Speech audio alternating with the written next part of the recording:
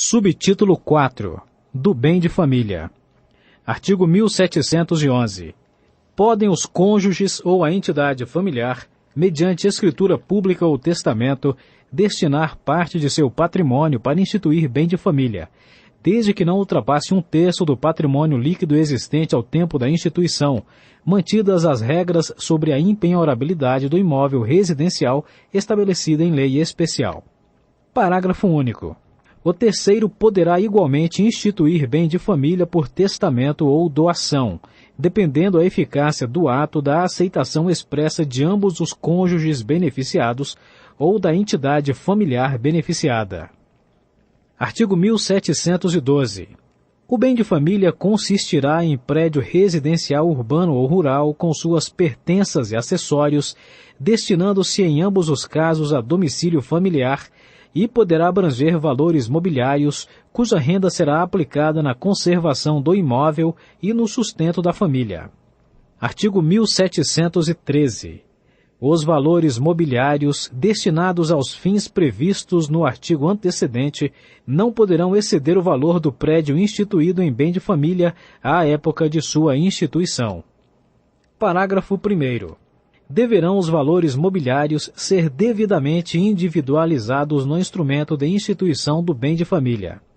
Parágrafo 2º. Se se tratar de títulos nominativos, a sua instituição como bem de família deverá constar dos respectivos livros de registro. Parágrafo 3º. O instituidor poderá determinar que a administração dos valores mobiliários seja confiada à instituição financeira, bem como disciplinar a forma de pagamento da respectiva renda aos beneficiários, caso em que a responsabilidade dos administradores obedecerá às regras do contrato de depósito. Artigo 1714. O bem de família, quer instituído pelos cônjuges ou por terceiro, constitui-se pelo registro de seu título no registro de imóveis. Artigo 1715. O bem de família é isento de execução por dívidas posteriores à sua instituição, salvo as que provierem de tributos relativos ao prédio ou de despesas de condomínio. Parágrafo único. No caso de execução pelas dívidas referidas neste artigo, o saldo existente será aplicado em outro prédio, como bem de família ou em títulos da dívida pública, para sustento familiar, salvo se motivos relevantes aconselharem outra solução a critério do juiz. Artigo 1716. A isenção de que trata o artigo antecedente durará enquanto viver um dos cônjuges, ou, na falta destes, até que os filhos completem a maioridade. Artigo 1717. O prédio e os valores mobiliários constituídos como bem da família não podem ter destino diverso do previsto no artigo 1712, ou serem alienados sem o consentimento dos interessados e seus representantes legais, ouvido o Ministério Público. Artigo 1718. Qualquer forma de liquidação da entidade administradora a que se refere o parágrafo 3º do artigo 1713 não atingirá os valores a ela confiados, ordenando o juiz a sua transferência para outra instituição semelhante, obedecendo-se, no caso de falência, ao disposto sobre pedido de restituição. Artigo 1719. Comprovada a impossibilidade da manutenção do bem de família nas condições em que foi instituído, poderá o juiz, a requerimento dos interessados, extingui-lo ou autorizar a subrogação dos bens que o constituem em outros, ouvidos o instituidor e o Ministério Público. Artigo 1720. Salvo disposição em contrário do ato de instituição, a administração do bem de família compete a ambos os cônjuges, resolvendo o juiz em caso de divergência. Parágrafo único. Com o falecimento de ambos os cônjuges, a administração passará ao filho mais velho, se for maior, e, do contrário, a seu tutor. Artigo 1721.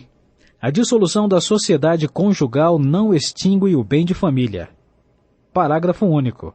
Dissolvida a sociedade conjugal pela morte de um dos cônjuges, o sobrevivente poderá pedir a extinção do bem de família, se for o único bem do casal.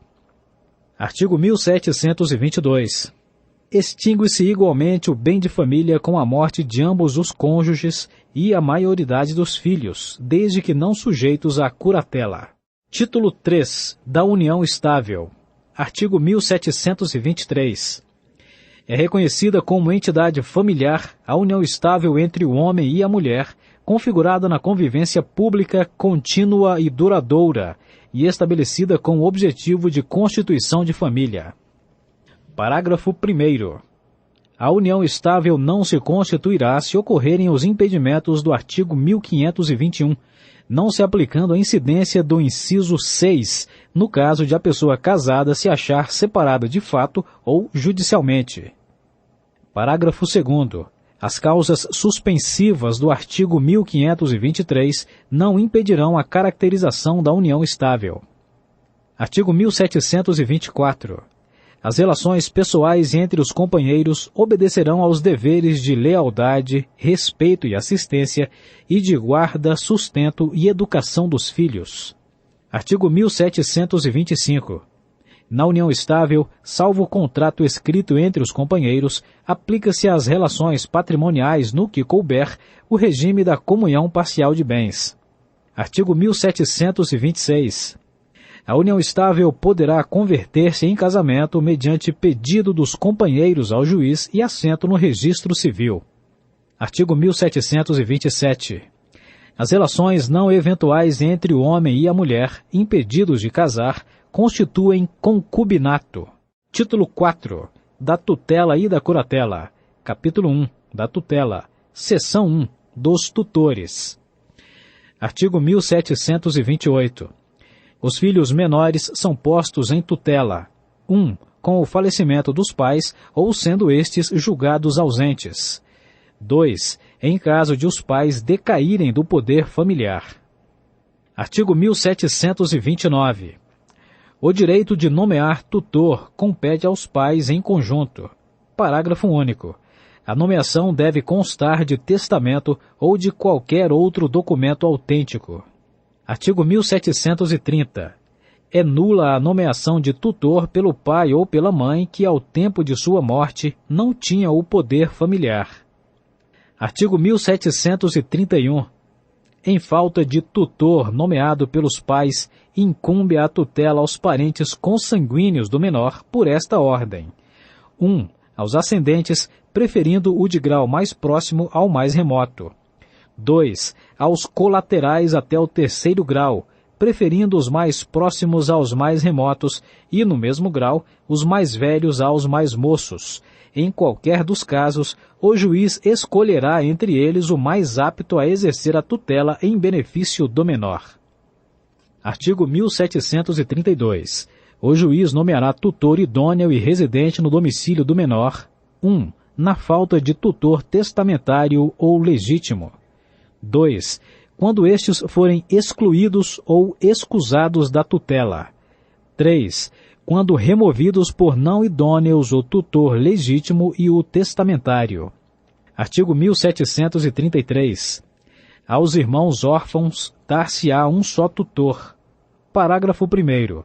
No caso de ser nomeado mais de um tutor por disposição testamentária sem indicação de precedência, entende-se que a tutela foi cometida ao primeiro e que os outros lhe sucederão pela ordem de nomeação se ocorrer morte, incapacidade, escusa ou qualquer outro impedimento. Parágrafo 2º.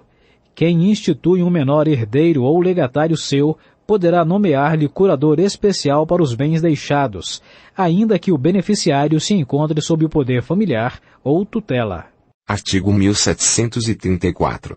As crianças e os adolescentes cujos pais forem desconhecidos, falecidos, ou que tiverem sido suspensos, ou destituídos do poder familiar terão tutores nomeados pelo juiz, ou serão incluídos em programa de colocação familiar, na forma prevista pela Lei nº 8.069, de 13 de julho de 1990, Estatuto da Criança e do Adolescente.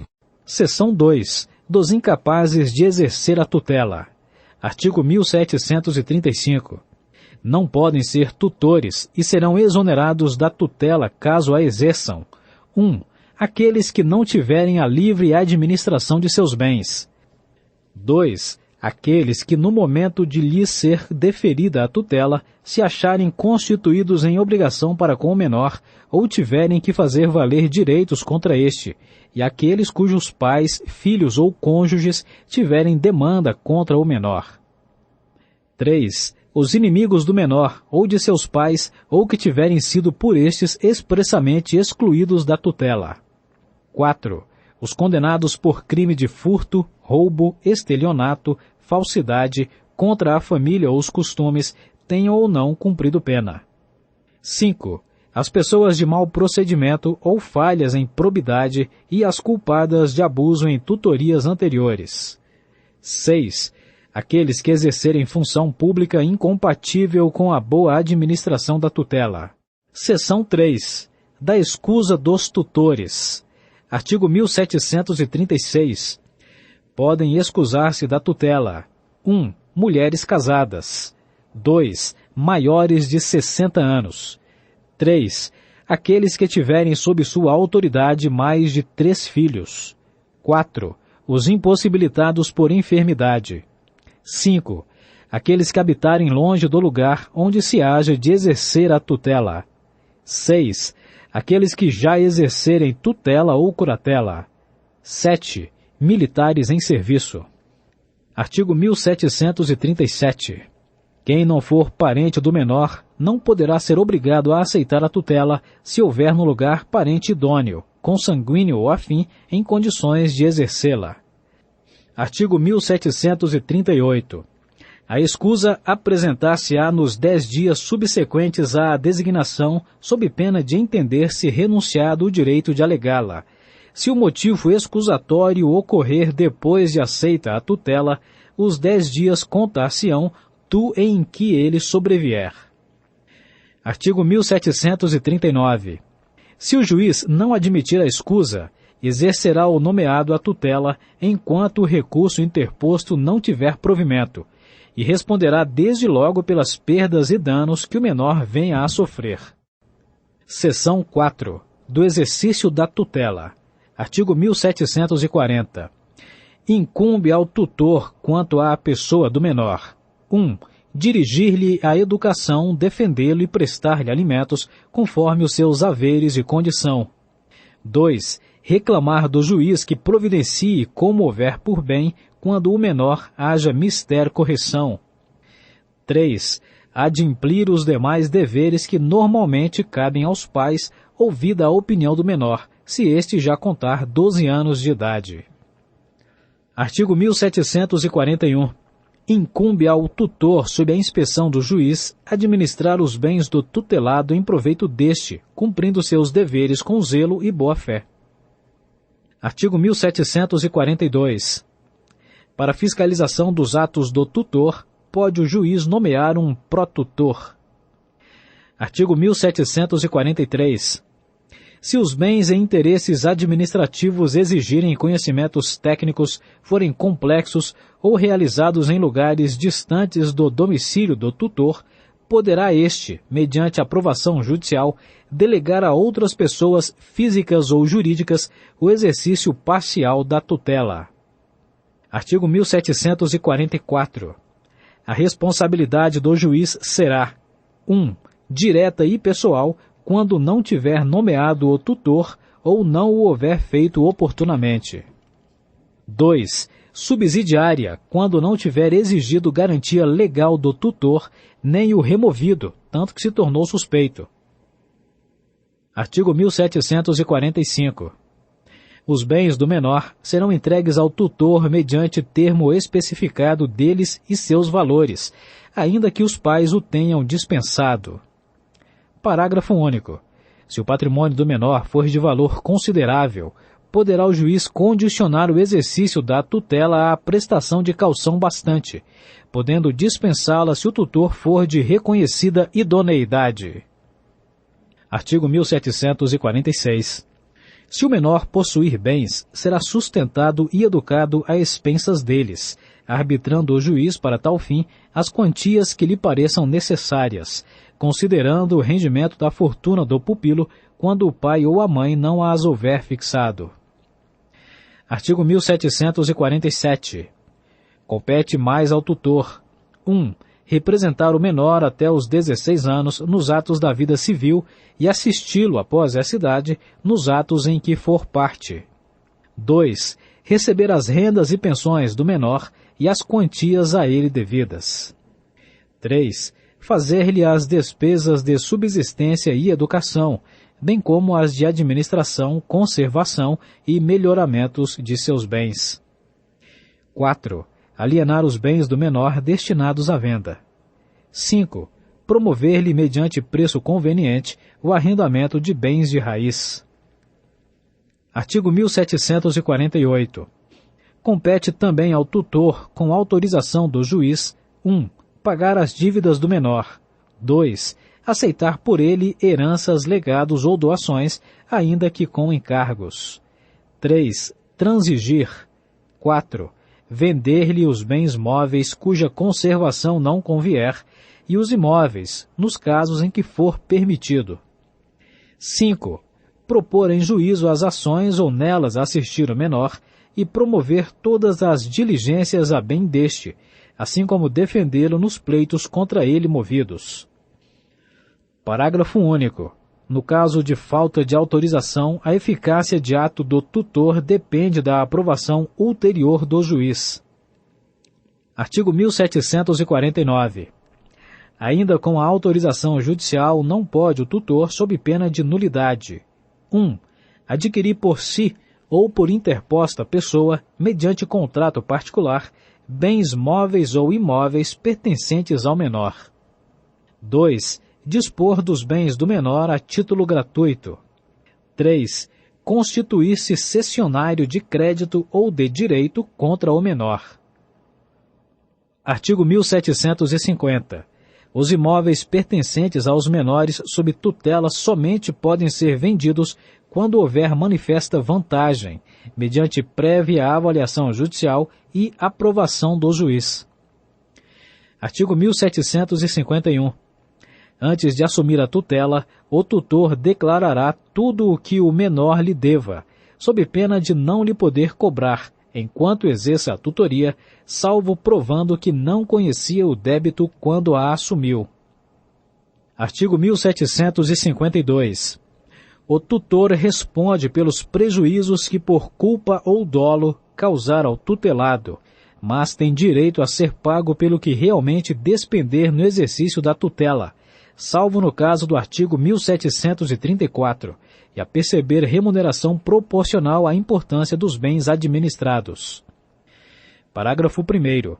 Ao protutor será arbitrada uma gratificação módica pela fiscalização efetuada. Parágrafo 2º.